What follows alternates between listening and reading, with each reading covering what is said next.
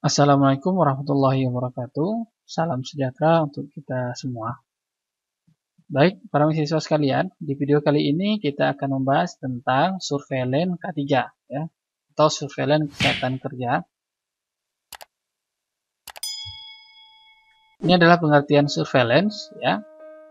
Nah, jadi surveillance itu adalah suatu kegiatan pengumpulan data yang sistematis dan terus-menerus atau ongoing membandingkan, menganalisis dan menginterpretasikan data serta menyebarluaskan informasi dari hasil analisis dan interpretasi kepada siapa yang membutuhkan untuk dilakukan tindakan.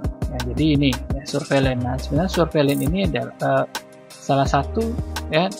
Jadi surveillance ini merupakan bagian penting dari epidemiologi, sehingga jika surveillance-nya gagal maka epidemiologinya juga nggak bagus ya. Jadi jika surveillance tidak dijalankan dengan benar, maka hasil epidemiologinya juga nggak bagus ya, hasil pengamatan atau penelitiannya juga nggak bagus. Nah, di sini surveillance ini adalah kegiatan pengumpulan data yang dilakukan secara sistematis, punya metode, punya datanya secara ya, dan ada metodenya ya, kemudian runut dan terus menerus ya, jadi tidak terputus ya. Kemudian dengan data itu kemudian bisa dibandingkan, dianalisa dan interpretasi data dan disebarluaskan. Jadi bisa dianalisa dan interpretasi data tersebut sehingga dapatlah hasil dan lalu disebarluaskan atau disampaikan informasinya, ini diberikan kepada siapa yang membutuhkan, direktur program K3, pemegang program K3 dan karyawannya ya di situ. Nah, kemudian surveillance kesehatan kerja. Nah, ini surveillance tadi ya. Nah, kalau surveillance kesehatan kerja, jadi usaha pengumpulan data secara sistematis dan berkelanjutan, melakukan analisis atas data tersebut serta melakukan interpretasi dengan tujuan untuk memperbaiki dari segi kesehatan dan keselamatan kerja. Ini menurut NIOSH ya. Jadi tadi hampir sama ya, jadi mengumpulkan data secara sistematis berkelanjutan, melakukan analisis ya atas data tersebut, data yang dikumpulkan lalu dilakukan interpretasi dengan tujuan untuk memperbaiki dari segi kesehatan dan keselamatan kerja. Ya, misalkan tadi absensi yang mulai tinggi itu kan dikumpulkan terus dia. Nah, dikumpulkan secara terus-menerus, lalu kemudian bisa dilihat nantinya, dianalisis dan interpretasi apa penyebab dari absensi turun. Apakah ini karena adanya keluhan pada pekerja? Nah, itu bisa kita deteksi secara dini, sehingga apa yang dirasakan pekerja tersebut bisa kita atasi. Ya, keluhan-keluhannya bisa kita tanggulangi sebelum terjadinya penyakit sehingga menyebabkan kerugian nantinya. Ya. Nah. Jadi surveillance kesehatan kerja. Jadi surveillance ini artinya mengawasi. Jadi mengawasi atau mengamati dari awal sampai nanti. Ya, nggak ada putus-putusnya. Nah, surveillance kesehatan kerja yang merupakan strategi atau metode untuk mendeteksi atau menilai secara sistematis efek merugikan dari pekerjaan terhadap kesehatan pekerja secara dini. Itu tadi yang saya bilang. Jadi dengan surveillance ini kita bisa mendeteksi efek yang merugikan dari pekerjaan terhadap kesehatan. Misalkan ya tadi angka absensi sakitnya tinggi. Kenapa? Ini ada sakitnya apa? Batuk-batuk segala macam. Itu kita kumpulkan. Apa sih penyebab? Oh, ini ada masalah ini. Ya, maka kita lihat tempat kerjanya, apa masalahnya. Ya, kenapa? Apa penyebabnya? Nah, itu. Ya, jadi dari situ kita bisa mencegah ya supaya pekerja itu tidak sakit, ya, tidak sakit kronis. Nah, kemudian yang kedua, perlu identifikasi faktor bahaya lingkungan kerja, kualitatif maupun kuantitatif. Jadi ini juga ya, secara kualitatif tadi kita survei, kita lihat ya, cara ininya, kemudian kita narasikan bahwa apa yang sudah ditemukan, dan kuantitatif kita ukur, betul-betul kita ukur, ya, betul-betul kita ukur pakai alat ukurnya ya, apakah melebihi nilai membatas atau tidak. Nah, kemudian yang ketiga, ditetapkan populasi terpajan. Dari sini, dari survei ini kita bisa melihat, oh ini ternyata yang terpajan atau terpapar bahaya ini adalah di bagian produksi atau bagian pengumpulan bahan baku misalkan. Nah, itu bisa dilihat dari data-data tersebut ya, karena kita sudah dapat dari datanya siapa saja yang sakit. Nah, tentunya dari yang ini kan ada informasi lainnya, dia bekerja di unit mana, nanti kita akan dapat datanya, ya seperti itu. Nah, kemudian pada dasarnya terdiri dari surveillance ini, ya terdiri dari pemeriksaan kesehatan, identifikasi faktor risiko lingkungan, dan biological monitoring. Ya, jadi ini yang dilakukan untuk surveillance kesehatan kerja, ya. Nah, jadi tujuan surveillance ini apa sih sebenarnya? Jadi surveillance ini tujuannya adalah untuk mengetahui seberapa besar masalah kesehatan di kalangan pekerja dengan cara melakukan identifikasi bahaya atau faktor, ya, risiko lingkungan kerja. Nih, ya. Kemudian yang kedua, kelompok kerja mana yang berisiko. Jadi ini kita lihat, ya, dari datanya tadi sudah dikumpulkan, maka kita akan tahu ini yang mana yang berisiko, mana yang tidak. Dari identifikasi bahaya, nah ini sudah kita lihat, jadi kelompok kerja yang mana yang berisiko, ya. Nah, kemudian yang ketiga, deteksi dini penyakit akibat kerja. Dari sini juga kita akan tahu, ini kenapa nih asik sakit terus. Izin sakit tidak masuk. Nah, itu kita bisa lihat, kita lakukan pemeriksaan kesehatan, oh ternyata ada kelainan atau gangguan pada pekerja tersebut. Nah, itu jadi karena sejak dideteksi dini penyakitnya, maka akan mudah untuk melakukan atau penyembuhan terkait dengan penyakit yang diderita oleh pekerja tersebut. Kemudian yang keempat, melihat tren atau kecenderungan perkembangan penyakit. Nah, ya, penyakit ini bagaimana nih, ya, kecenderungannya mengenai siapa saja. Nah, ini contohnya kan COVID ini, ya. Nah, kecenderungannya ke mana? Nah, manfaatnya apa dari surveillance ini, ya?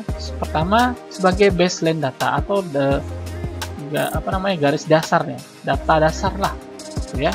Data yang sudah kita kumpulkan masih mentah nih secara terus-menerus, ini sebagai data dasar, nanti kan kita bisa olah kembali.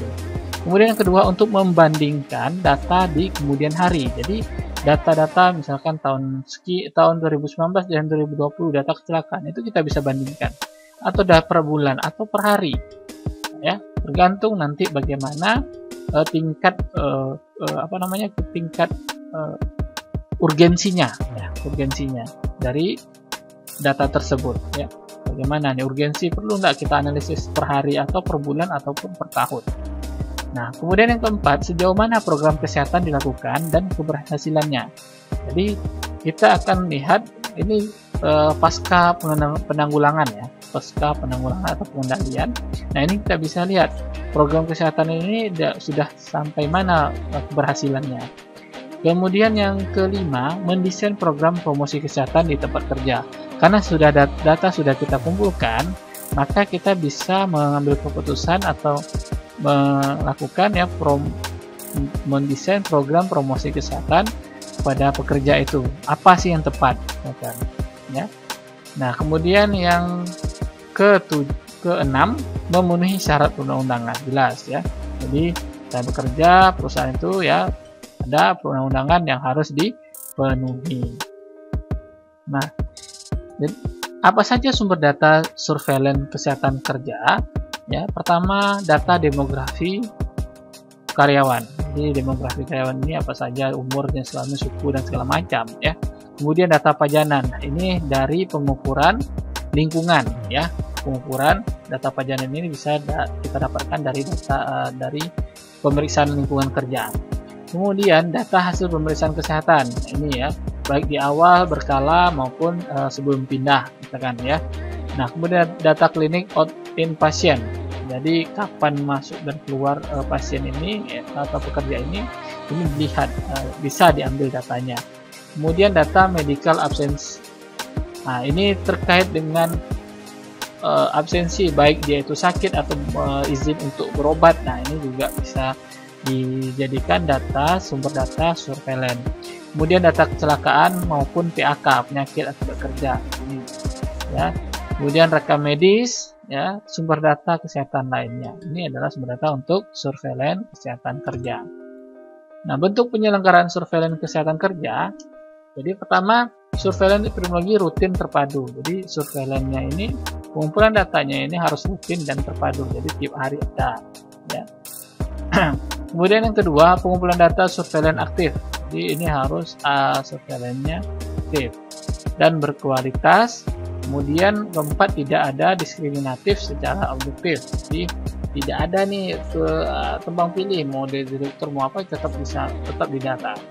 Kemudian yang kelima, valid valid. Jadi harus valid. Nah, hasil pemeriksaan berlaku 1 tahun, hasil pajanan tertentu hanya berlaku 6 bulan. Jadi ini perlu dilihat betul-betul ya, valid atau tidaknya. Nah, ada surat, apalagi ini terkait dengan pengukuran lingkungan atau pemeriksaan lingkungan kerja. Nah, itu harus dilihat. Kemudian yang ke-6 ada ini ya, pelaksanaan pemeriksaan bisa sendiri ataupun outsource, tapi harus menjamin validitas hasil sesuai SOP. Jadi bisa kita pindahkan ke pihak ketiga ya, kita gunakan pihak ketiga, kita sewa, kita bayar, tapi juga mereka harus menunjukkan jaminan validitas dari hasil yang sudah didapatkan oleh mereka ya. Nah, ini sesuai SOP. Nah, kemudian selanjutnya yang ke-7, hasil pemeriksaan ada kesimpulan akhir dalam bentuk asli dan hard copy. Ya, jadi bisa dalam bentuk soft dan hard, dalam bentuk asli ada tanda tangannya ya. Nah, kemudian yang ke-8, limbah dari pemeriksaan kesehatan diamankan sesuai dengan perundangan.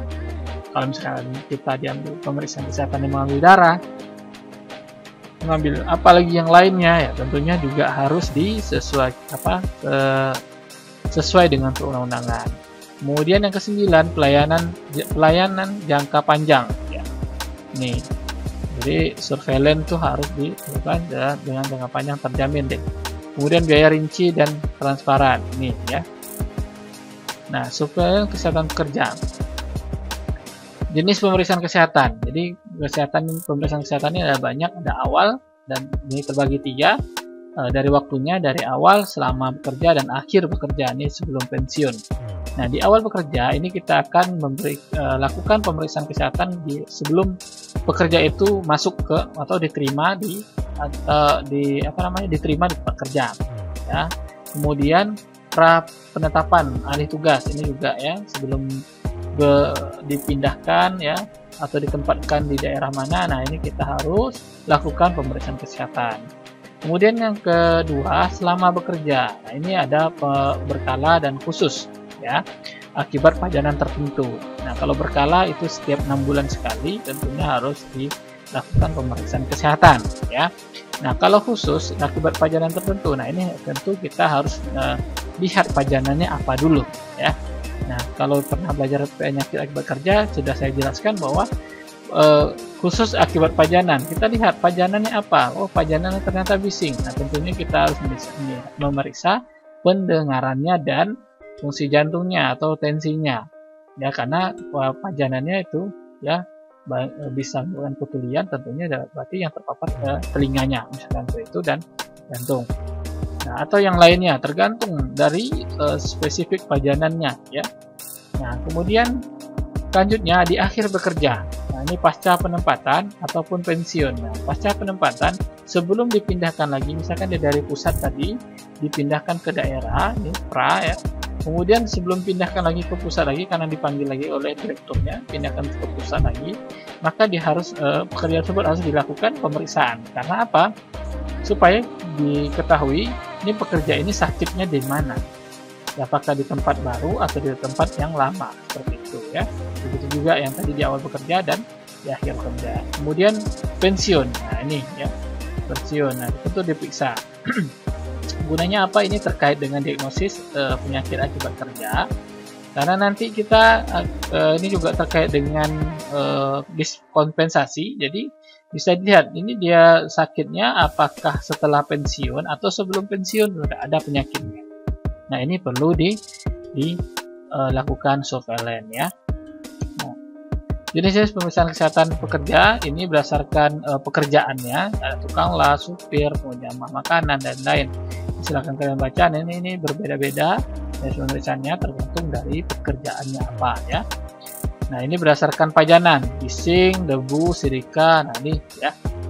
Harus ini biasanya kalau untuk yang khusus. Nah, ini bisa dilihat dari berdasarkan pajanan. Kalau bising berarti dilakukan audiometri, kalau debu bisa spirometri, silika, bisa ronsen dan segala macam, suhu ekstrim bisa suhu tubuh ya.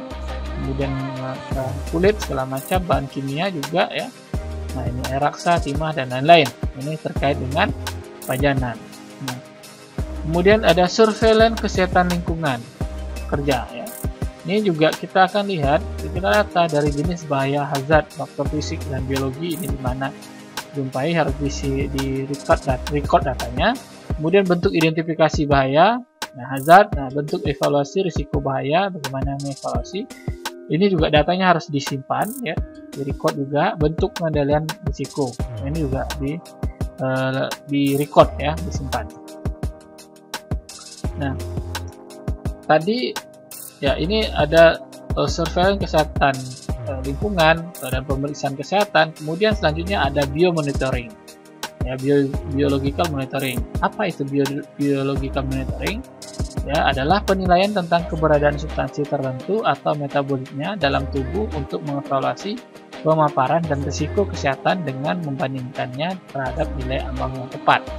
Nah ini biasanya terkait dengan toksikologi ya, kalau pernah belajar toksikologi ini atau bahan kimia yang digunakan, maka kita akan menilai tadi substansi tadi ini dari mulai masuk bagaimana sampai dia menimbulkan reaksi pada kerja tersebut.